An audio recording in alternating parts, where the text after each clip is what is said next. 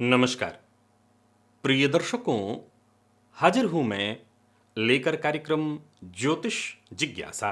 एक ऐसा कार्यक्रम जहां मैं आपकी जन्म कुंडली से संबंधित प्रश्नों का जवाब देता हूं, शांति करता हूं उन जिज्ञासाओं की जो निरंतर आपके मन में उत्पन्न हो रहे हों। तो चलिए बिना विलंब किए ये कार्यक्रम प्रारंभ करते हैं।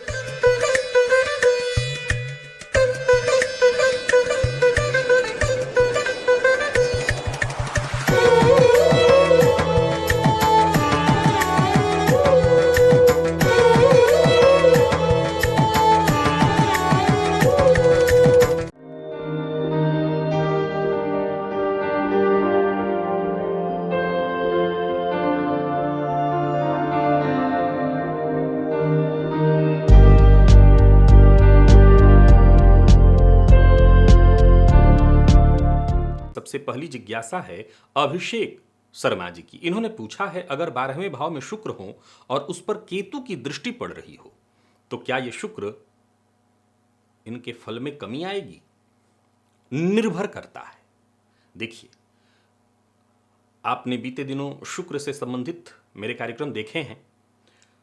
वैसे तो ज्योतिष शास्त्र के मर्मज्ञ कहते हैं कि जन्म कुंडली के 12वें भाव में शुक्र हो तो ऐसा शुक्र जातक को अत्यंत सौभाग्यशाली बना देता है। ये बात सत्य है। अब ये भी ध्यान रखिए कि हर लग्न में शुक्र 12वें भाव में अत्यंत श्रेष्ठ फल नहीं देते। अब मान लीजिए निज राशि में ही शुक्र 12वें में बैठे हैं तो कहीं ना कहीं कुछ ना कुछ कमी तो उनके में आ ही जाएगी। मैंने हर लग्न में इनकी चर्चा इसलिए करके विशेष रूप से समझाया था आप लोगों को।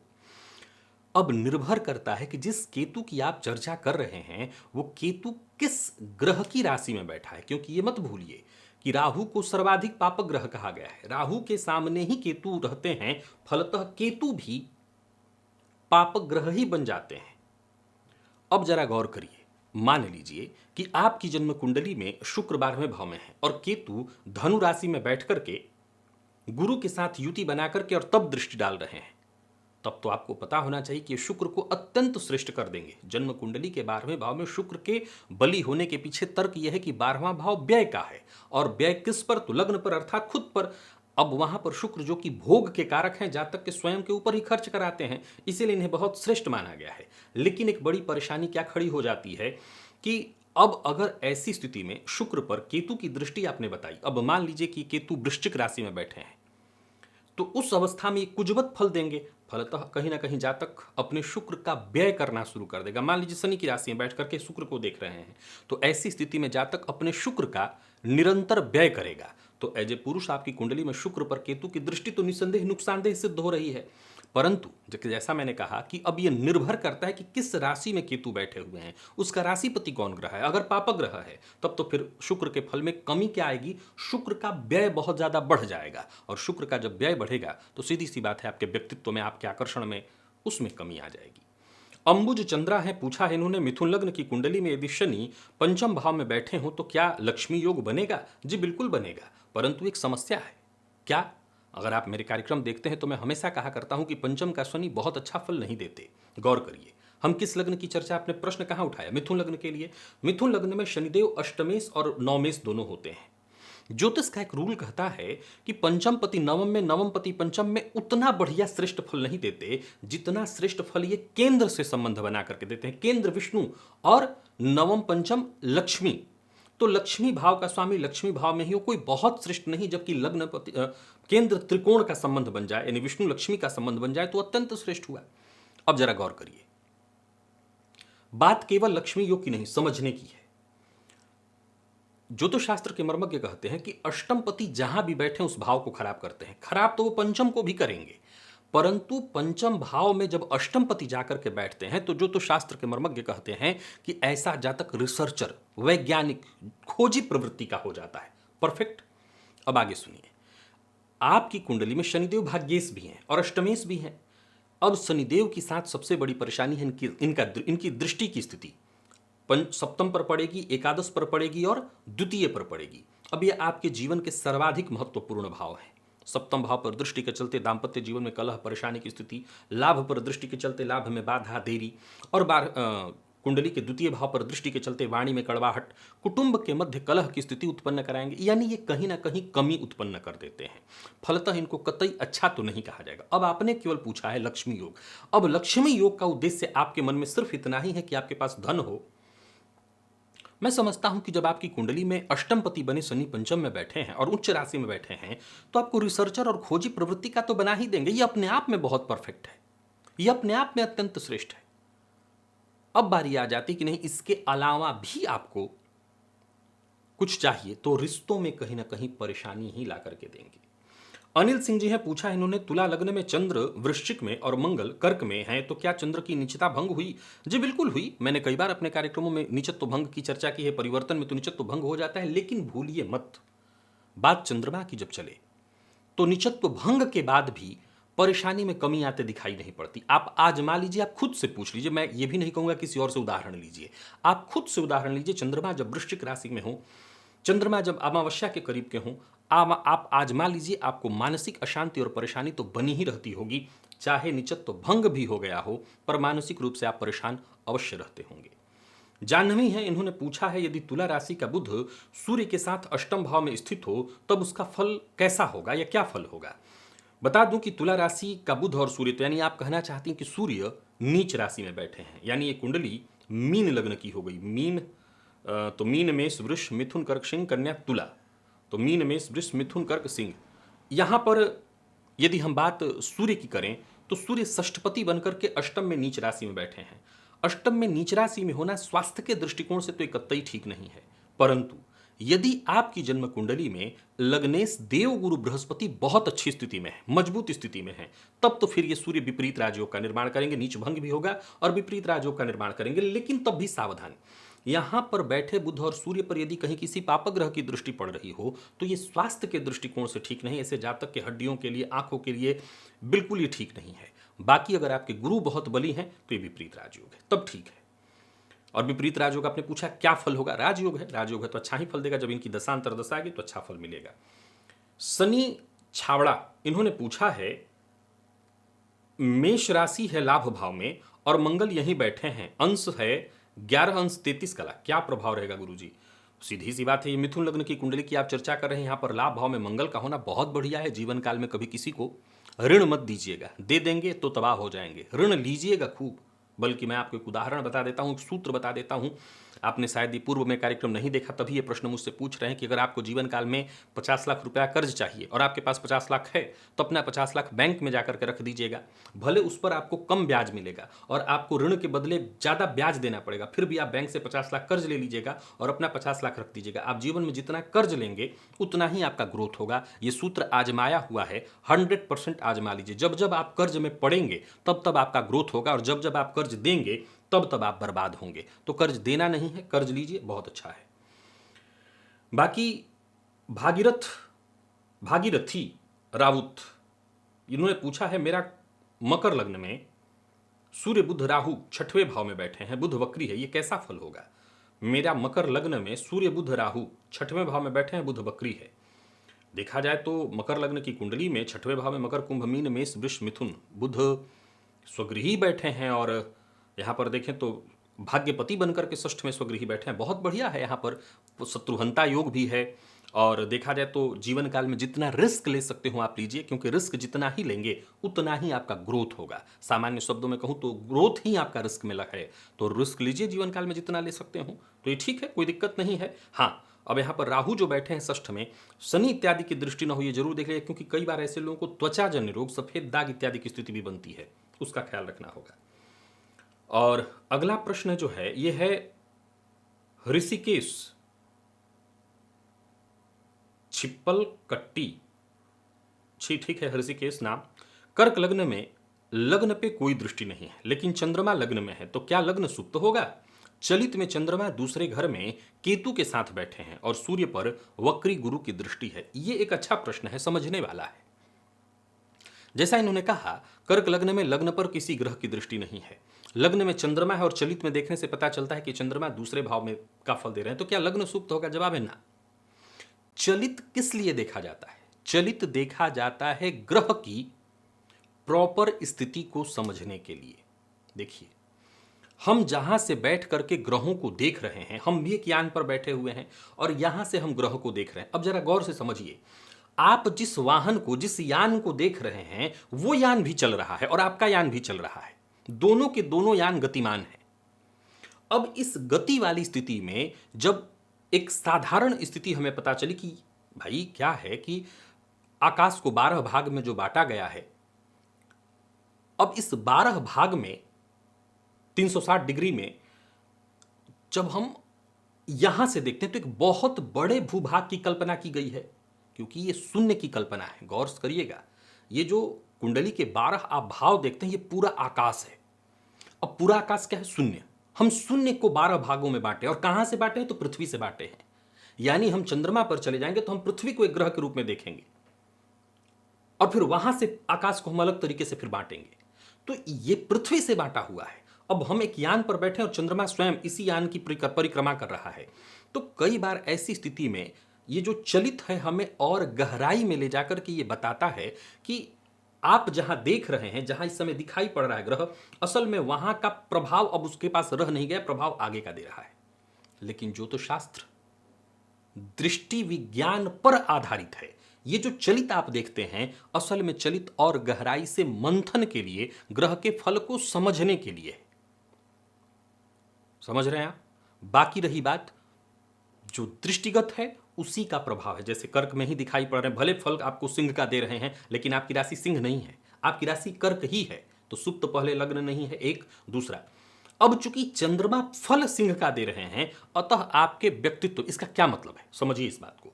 यह भी इसका एक मतलब है कि आपकी कुंडली में संभवतः चंद्रमा राशि परिवर्तन की स्थिति में होंगे। तो इसमें कहीं कोई दो मत नहीं कि आपके अंदर कुछ गुण सिंह के भी होंगे, लेकिन मूलतः आपकी राशि कर्क ही रहेगी और लग्न आपका सुप्त नहीं मान्य है। रंजन स्वरूप जी ने पूछा है, वृश्चिक राशि एवं लग्न की कुंडली है और 10वें भाव में शुक्र गुरु साथ में हो तो क्या असर होगा? कुंडली किसी भी लग्न की हो, गुरु शुक्र की युति कहीं भी है तो ये फाइनल जानिए बहुत अच्छा है, आजमाया हुआ है। गुरु शुक्र की युति, गुरु बुध की युति ज्योतिष शास्त्र में अत्यंत श्रेष्ठ माना गया, विशेष करके गुरु शुक्र की युति। ये दोनों नैसर्गिक शत्रु ग्रह हैं, लेकिन दोनों के दोनों गुरु हैं। सौर मंडल में इन दोनों ग्रहों को ही मंत्री पद प्राप्त है। दोनों मंत्री हैं, दोनों मंत्री हैं। राजा सूर्य मंत्री, दोनों के दोनों, दैत्य गुरु भी और ये भी। ये पुरुष ग्रह है गुरु, और स्त्री जो ग्रह है शुक्र। गुरु ग्रहों में सबसे ज्यादा बड़ा ग्रह है, फलतः ये भारी। इसकी संज्ञा, गुरु का अर्थ होता है ऊंचा, उच्च। गुरु, गुरु का मूल अर्थ, शाब्दिक अर्थ है गु और रु, अंधकार से प्रकाश की ओर। लेकिन देखा जाए तो ये दोनों ग्रह ही असल में गुरु हैं।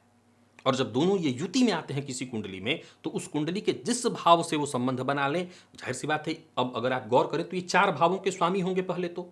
अब इसके बाद जिस भाव में बैठे हैं, गौर करिए, 4 भावों के स्वामी जिस भाव में बैठे हैं 5 हो गया।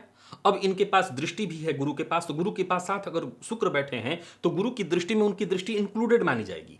यानी शुक्र के पास तो सिर्फ एक ही दृष्टि है, सप्तम दृष्टि, लेकिन गुरु के पास सप्तम के अलावा पंचम और नवम दृष्टि भी है।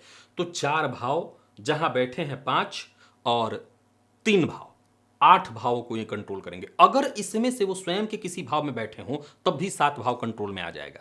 इस अवस्था में ये अत्यंत श्रेष्ठ स्थिति बनती है और जन्म कुंडली में किसी भी भाव में ये योग हो, जातक को लक्ष्मी प्रदान अवश्य करता है। ये श्रेष्ठ लक्ष्मी प्रदायक योग है।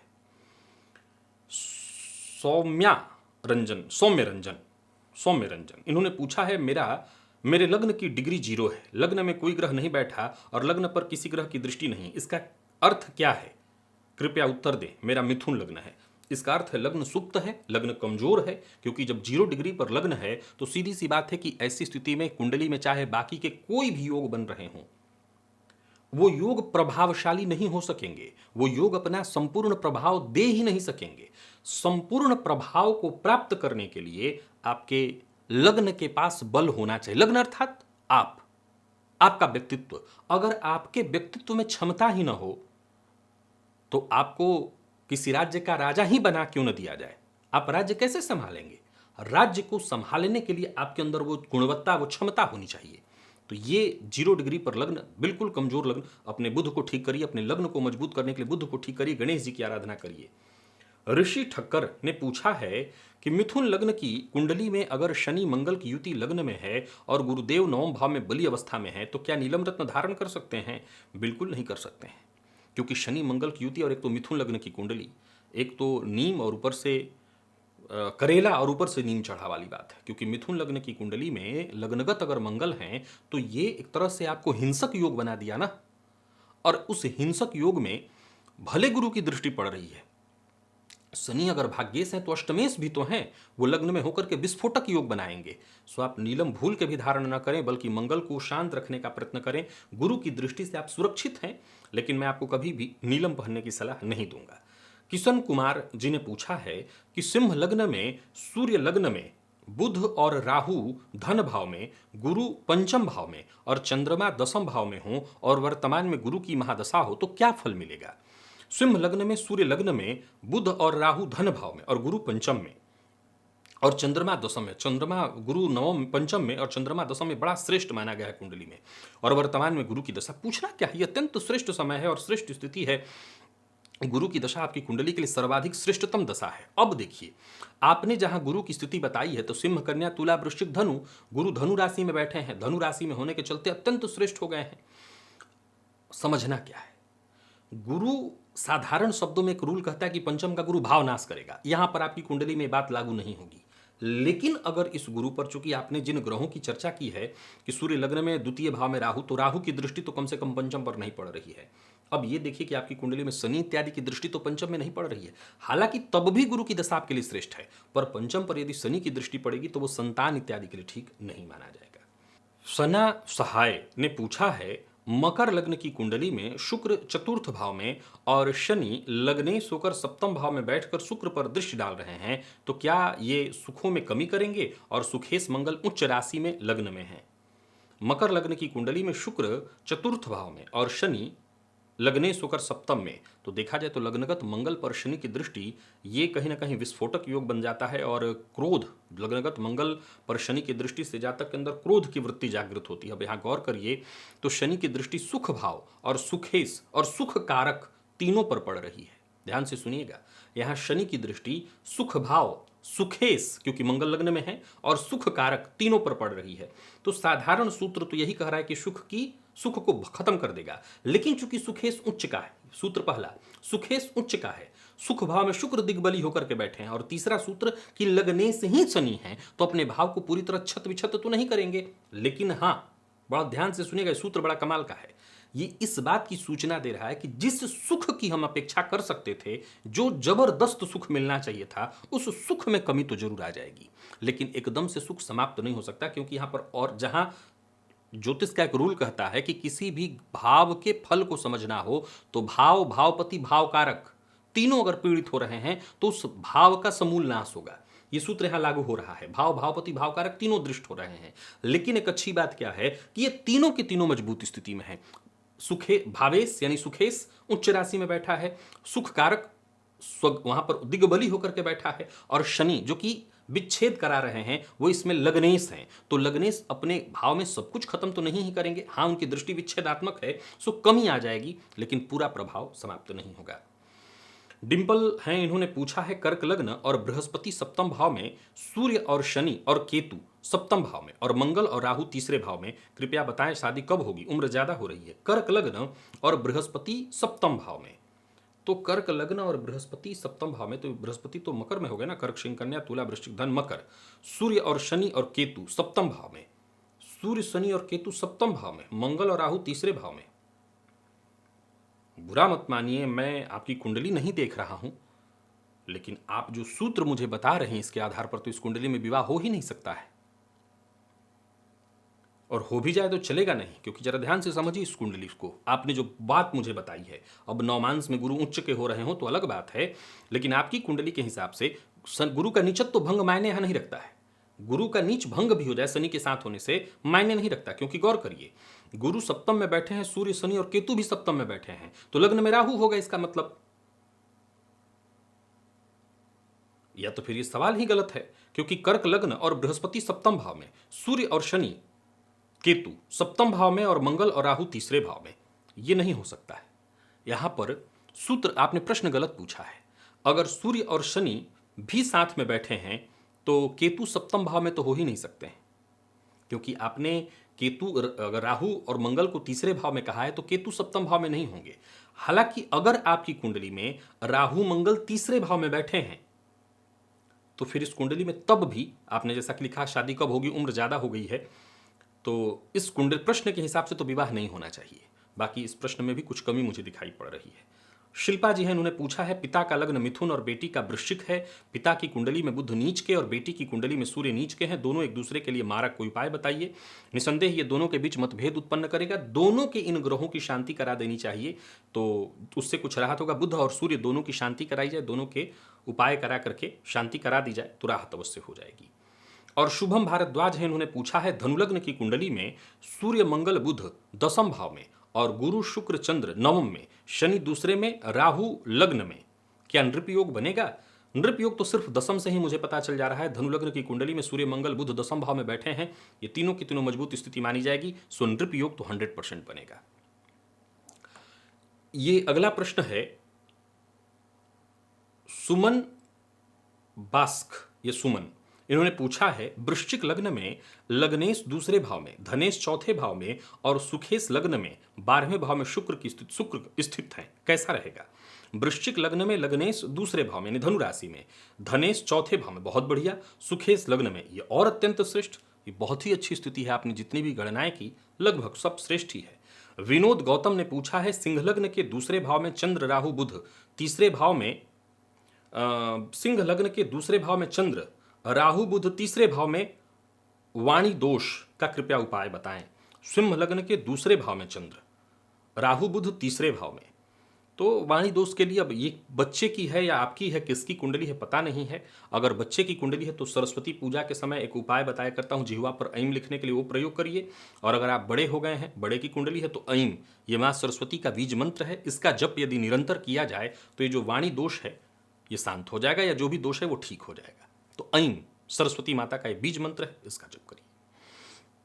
प्रिय दर्शकों, आज इतनी ही जिज्ञासाओं को लेकर के मैं आप सबके सम्मुख उपस्थित हुआ था। आशा करता हूं आपका प्रश्न अगर इस कार्यक्रम में सम्मिलित हुआ है तो आपकी जिज्ञासा शांत हुई होगी। अगर आपके मन में कोई ऐसा प्रश्न है जो आपकी जन्म कुंडली से संबंधित है और आपकी जिज्ञासा निरंतर उसको लेकर के उत्पन्न मन में हो रही है, ऐसा करिए, उस प्रश्न को कहीं भी कमेंट में आप लिख दीजिए। जो नया वीडियो आपके सम्मुख आ रहा है आपका वहां से चुनाव हो जाएगा, आपको एक मैसेज आएगा कि आपका प्रश्न चुन लिया गया है। आप वेट करिएगा, ज्योतिष जिज्ञासा का कार्यक्रम देखते रहिएगा। जरूरी नहीं कि इसी सप्ताह में, आने वाले सप्ताह में प्रश्न लिया अवश्य जाएगा। आज के लिए बस इतना ही, इजाजत दीजिए, पुनः मुलाकात होगी। तब तक के लिए नमस्कार।